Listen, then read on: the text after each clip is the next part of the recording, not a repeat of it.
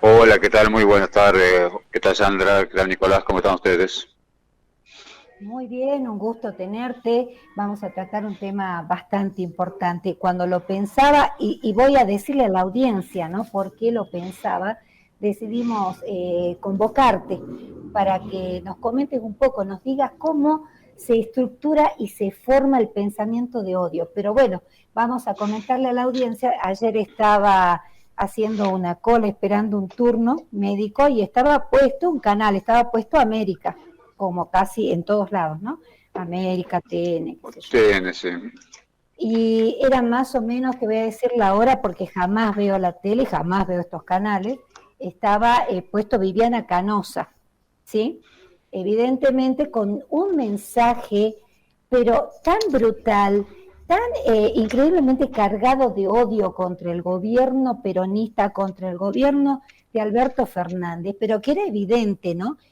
Parecía ir más allá del periodismo militante. Entonces, en ese momento, la verdad, soy periodista, conozco cómo se maneja todo el análisis del discurso y todos estos temas, pero la verdad, Daniel, en un momento dado le decía también a Rocío Méndez, nuestra productora, sentía tanta carga de bronca porque no podés ver un programa como este, no solo este, muchos otros, sin después salir totalmente estresado y con una carga de malestar, una carga de odio, porque con estas narrativas, ¿no? Estas narrativas discriminatorias, de odio permanente, que no tienen realmente un contexto intelectual donde vos veas una realidad específica. Por ejemplo, hablan de que no hay vacunas y sabemos perfectamente que las vacunas existen, que se han distribuido, pero el discurso es permanente en contra de las vacunas, del sistema de salud de Alberto Fernández,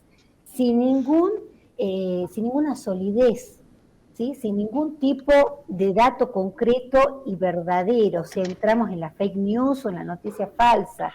Y esto genera un ambiente propicio para el odio, un ambiente propicio para la antipolítica y un ambiente propicio para juntarse en bandas y en bandas que se dan la razón en estas narrativas, ¿no? Ejemplos hay muchos, muchísimos, y lo quiero decir de manera muy coloquial para que todo el mundo que se enganche en esta entrevista lo comprenda. Eh, y me hizo recordar también, Daniel, porque yo me fui con malestar ayer después de ver 10 minutos, ¿no? Porque entré al consultorio y me olvidé del programa, salí en el auto y volví a recordar el malestar que me había producido como ciudadana, como persona, porque te envenenan la cabeza, ¿no? Y recordé una película alemana que era un experimento escolar que se llamaba La Ola. La No ola, sé si sí, la sí, sí. viste, del 2008, que hablaba que es posible volver a formar estas derechas, estas ultraderechas increíbles, nacionalistas, fascistas. Es totalmente posible. Bueno, todo esto para darte pie, para que nos digas cómo se forma la estructura del odio en un país que vive, y voy a usar una palabra de un periodista de derecha, la grieta permanente. Bueno, mira, pasa que tengo un retorno muy fuerte. A ver, lo vamos a... Ahí está. Hola. Ay. Bueno, ¿Nos no, te decía escuchás? una coincidencia. El otro día también yo estaba en la farmacia y estaba la televisión, TN, entrevista a María Eugenia Vidal, sin volumen, pero solamente aparecía el zócalo y las frases típicas. La pandemia más larga del mundo, se metieron con nuestros hijos.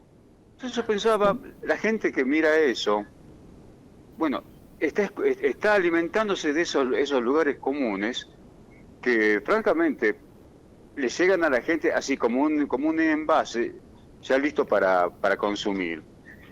Las frases de Mauricio Macri, el otro Ujú. día respecto del peronismo, que representa a los que no trabajan, Sí. esa construcción que ya no es una crítica política, es una construcción discursiva, ideológica, que Ujú. construye un otro totalmente distinto de capacidades, de voluntades o de derechos políticos. Ayer también Nelson Castro hablando de Cristina hablaba de la maldad. Sí. Y entonces eso tiene que ver sobre cómo este espacio carente de propuestas, de discurso político, de una racionalidad, tiene que apuntar a elementos irracionales. Toda una masa dispuesta que consume eso, que lo escucha. Y claro, como no hay no hay espacios de debates, no hay matrices, no hay campos ideológicos desde donde sostenerse, y aunque si los hubiera, también esos campos serían fértiles para este tipo de discurso. La derecha siempre se asentó sobre esos elementos. Cuando uno ve el avance, por ejemplo, del falangismo o del franquismo español, tienen elementos que son muy coincidentes con los discursos de este momento. Si hoy se habla de populismo, antes se hablaba del socialismo, del comunismo, del anarquismo, de estos que venían por todo.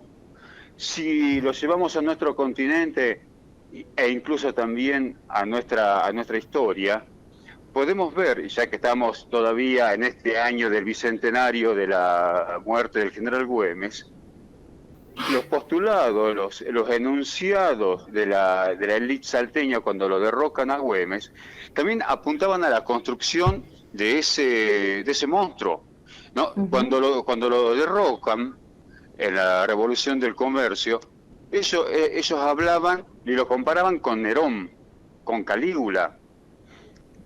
Estamos hablando de alguien que hoy es un prócer, pero que por otra parte, ese sector que hace 200 años era su enemigo, hoy se han apropiado de él para legitimar su presente. Bueno, es una jugada típica de las clases dominantes para poder legitimar su sistema de dominación. Entonces, el odio es una cuestión, es un factor que siempre estuvo presente. Y está presente, sobre todo cuando hay ellos perciben cierto peligro. Cuando ven de que hay un avance de los sectores populares, bueno, entonces toman este discurso y lo llevan, y lo ponen sobre la sociedad.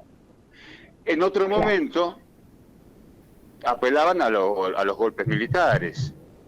Cuando en el 55 van a derrocar el peronismo, primero apelaron hacia la movilización de todo ese sector de clase media alta, de la mano de la conspiración militar. Recordemos la conspiración del general Menéndez en el 51, luego el bombardeo a Plaza de Mayo con la intención de matar a Perón en junio del 55, finalmente el golpe de septiembre del 55. Entonces, allí hay como una especie de repliegue social, porque, bueno, estaba las Fuerzas Armadas como el partido del orden, el partido que respondía a las clases dominantes. Bueno, todo ese proceso del 55 hasta el 83, hasta que, bueno, con el genocidio, con la dictadura cívico-militar, que representó toda una enseñanza muy dolorosa para la sociedad, pero enseñanza al fin, es que la derecha tuvo que hacer también su propio aprendizaje sobre un espacio democrático, sobre un sistema democrático al cual no estaba acostumbrada. Tanto es así que recién en el 2015 remarcó como esta especie de paradoja y de círculo casi, no sé si virtuoso o vicioso, pero en 1915-1916, el radicalismo vence al Partido Conservador de la mano de la ley Sáenz Peña. Bueno, 100 años después, los sectores conservadores vuelven al poder de la mano de la Unión Cívica Radical, ¿no? Es toda una paradoja, si se quiere, pero que habla sobre cómo se fue reorganizando los partidos políticos, se fueron licuando sus contenidos ideológicos, y hoy la Unión Cívica Radical forma parte de este armado conservador, neoconservador, y que además también sin un proyecto político propio es furgón de cola de, digamos, de los sectores más duros de la clase dominante argentina. Ujú. Daniel, ¿vos crees que ellos también construyen para poder sostener todas estas narrativas que tienen que ver con costumbres, con ideas, con contenidos en medios de comunicación, porque de eso veníamos hablando a nivel coloquial, pero toda esta construcción está sostenida sobre un mundo simbólico, sobre un campo simbólico, que reúne a la masa en general, que decide irse más allá de escuchar una información o de escuchar un discurso, decide irse a esas filas.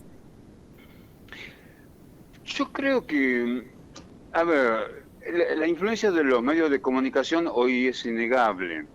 Tiene un peso que quizás 20 años atrás no lo tenía. Pero también ese peso es muy bien aprovechado por la clase dominante.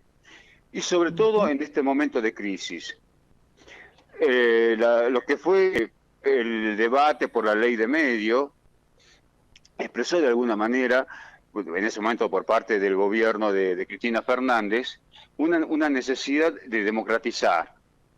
Creo que por distintas cuestiones, errores propios, pero también el peso de estos factores de poder, fue una batalla perdida. Por lo tanto, hoy hay que pensar cómo, por dónde se puede avanzar para democratizar o volver a dar esta batalla, pero no solamente por los medios, más allá del peso y la influencia innegable que hoy tienen. Cuando estamos hablando de los medios, hablamos fundamentalmente de la televisión, pero sí, las redes sociales hoy también juegan un factor es muy importante, ¿no? A la hora de difundir todos estos mensajes de odio. Totalmente, y en realidad yo cuando me refería a la construcción de un campo simbólico, me refería a la derecha, ¿no? Que en algún escrito que hiciste y publicaste, vos hablas de que esperaban, de alguna manera, sabíamos que la derecha se estaba preparando para volver a tomar el poder, en la Argentina estoy hablando, que después lo hizo en toda Sudamérica, ¿no? Después de esta ola o oleaje de gobiernos progresistas, volvió a posicionarse casi en todos estos países. Y dijiste que se esperaba que de alguna manera este resurgimiento fuera una derecha más liberal, más democratizante, más tolerante, que se acerca más a la ultraderecha. Fue un espejismo. Claro, fue un espejismo, sí, totalmente. Porque uno pensaba que el aprendizaje en función de una democracia con libertades civiles, dentro de un campo sobre todo digamos, de libertades del campo liberal, bueno, iba a estar ya asentado. Era algo sobre el cual no iba a haber retroceso. Y lo que encontrábamos es una reacción por parte de la derecha furibunda frente a todo. Entonces, los antiderechos, lo vemos, por ejemplo, hoy en la cuestión de las vacunas, lo vemos también frente a las minorías, frente a lo que fue en nuestro país el debate por el aborto. Bueno, esos elementos son síntomas de lo que nos espera o cómo reaccionan frente al avance de demandas populares de derechos sociales, de distribución de la riqueza, por ejemplo. Y entonces, esto fue como una especie de armado continental. Esa una nota que escribí respecto a qué hacemos con la derecha de nuestro país, y no solamente en nuestro país, sino también en la región, vino en función de lo que fue cómo Macri se involucra en el golpe de Estado en Bolivia. Entonces, claro, uno dice, bueno, no hay espíritu ni esencia democrática en esta nueva derecha. No lo hay. Y entonces tenemos que pensar, en el caso de Argentina, si este gobierno que necesita de alguna manera construir más consenso, avanzar sobre el campo de los derechos sociales, creo que lo que tenemos enfrente va a ser una reacción cada vez más desmedida y más brutal. Y lo estamos viendo, esto que estamos charlando hoy en los medios de comunicación, los periodistas, los dirigentes, esta nueva camada de dirigentes, el caso de Milei, pero bueno, que no deja de ser un reflejo de y una sucesión, una herencia de los experts, y bueno, y estos neoliberales extremos que siempre tuvimos en nuestro país. Bueno, entonces ellos tienen esa capacidad para construir un sentido común, que como todo sentido común es muy básico. No necesitan ellos profundizar sobre contenidos, sobre identidades, sobre el sistema ya está. Lo único que tienen que hacer es mantenerlo y maquillarlo. Y entonces estas frases que ellos suelen utilizar, bueno, son frases que calan fácilmente en el espíritu, en la mentalidad, en la conciencia de las personas. Y más si son repetidas una y otra vez por los medios de comunicación mayoritarios, ¿no? Claro, totalmente. Y me recuerda un poco el concepto que tiene Nancy Fraser, la socióloga norteamericana, Sí. sobre las nuevas y las ultraderechas. Ella tiene un término que acuñó hace muy poquito, porque se refiere a las estrategias de estas derechas totalmente recalcitrantes en el mundo, y dice que utilizan las estrategias que fueron en algún momento de la izquierda y del progresismo, las utilizan para tener mayor cantidad de votos, por ejemplo. Y ella habla de el regreso de esta derecha como una derecha post-neoliberal. ¿Vos coincidís con este concepto de Fraser? Bueno, la primera coincidencia es que efectivamente la derecha, por ejemplo, recuperó la calle, ¿no es cierto? Claro. Algo que antes Sí. no era un espacio habitual para ellos. Si bien podemos discutir en cuanto si sus movilizaciones son masivas o no, a veces lo son, otras veces no tanto, pero les comienza a ser un elemento más cotidiano, al cual les comenzó a gustar, ya sea a través de los cacerolazos, de las caravanas, de las distintas maneras, pero han vuelto a ocupar y a disputar la calle. Algo que antes estaba más bien, era un espacio propio del campo popular, de la izquierda, etcétera. Eso sí es un elemento nuevo y que tiene que ver con este avance, ¿no? Creo que no hay que subestimar estas cuestiones. Por eso decía, si antes ellos tenían como un elemento regulador al partido militar, ¿sí? Bueno, Claro. ante la consolidación del sistema democrático, digamos una consolidación por lo menos formal, avanzaron en la construcción de su representación política y ahora están en un momento de disputa social. Esto me parece que es un tema a tener en cuenta. Lo hemos visto en Argentina, lo hemos visto en Bolivia, lo hemos visto incluso en Brasil también de manera muy fuerte.